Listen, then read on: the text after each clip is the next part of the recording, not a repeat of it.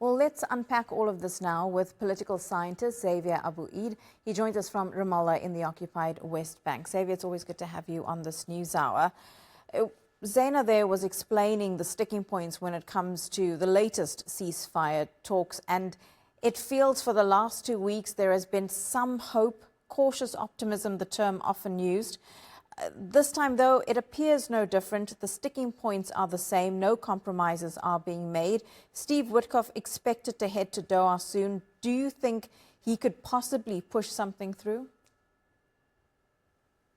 Thank you, Ashini. I unfortunately don't think so, but they have the capacity, they have the power, and if the Trump administration would like to impose a ceasefire, they could.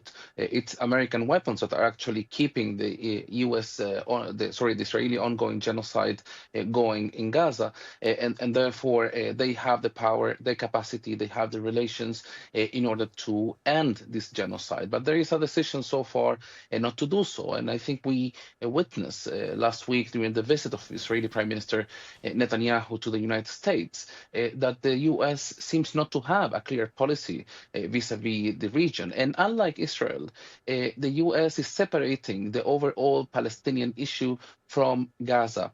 Israel, from its end, it's taking a more comprehensive approach. They are conducting a genocide in Gaza. They are pushing for ethnic cleansing in Gaza at the same time that they are pushing for ethnic cleansing here in the occupied West Bank, and therefore trying their best to seize opportunity, as they believe in the Israeli government, to make it impossible forever to have an independent Palestinian state here. And when you talk about that, accusations of ethnic cleansing, there is talk from the Israelis about this humanitarian city that they will build on the ruins of Rafah. But of course, strong criticism over that. Even the former Prime Minister, Ehud Olmert, said it's just going to be a concentration camp. And when you've got that type of criticism coming from former Israeli leaders, it's hard to imagine then that the current leadership is just ignoring that completely, as well as the calls from people within Israel to get a ceasefire deal done and to bring the hostages back.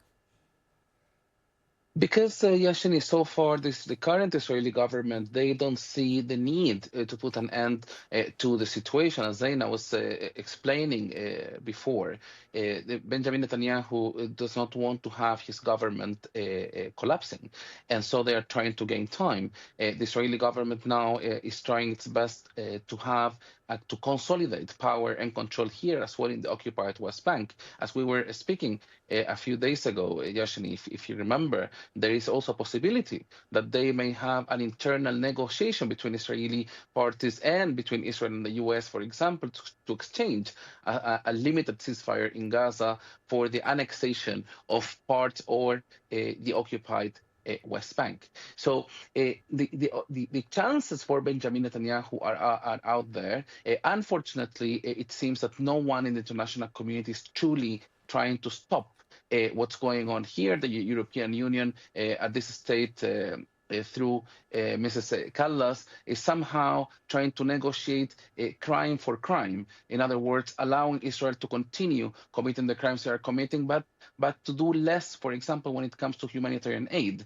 Some, particularly Western powers, are just trying to reduce the whole Palestinian issue into a humanitarian case. And what we are seeing from the other side, from the Israeli side, is a comprehensive plan to get rid of the Palestinian issue, to perpetuate Israeli control over Palestinian land and lives, and at the same time to make it impossible, as we just said, to have a political solution with an independent Palestinian state. Xavier, you mentioned the EU there, and today there are reports that foreign ministers from Israel and Palestine will be present at a meeting today in Brussels. There's an EU Southern Neighbourhood ministerial meeting taking place.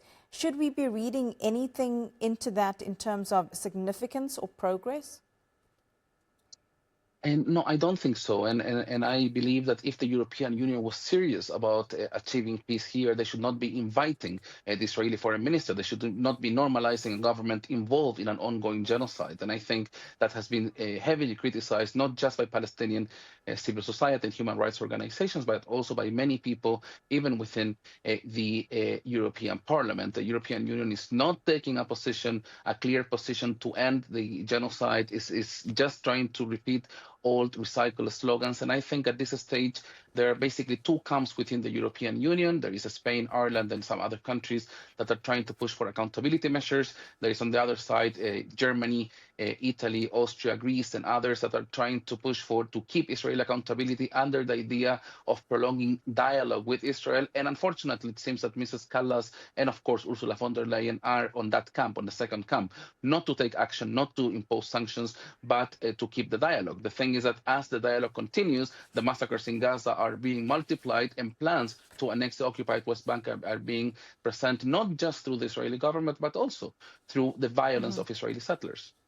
Thank you so much for breaking that down for us. As always, appreciated. Xavier Abu Eid, a political scientist.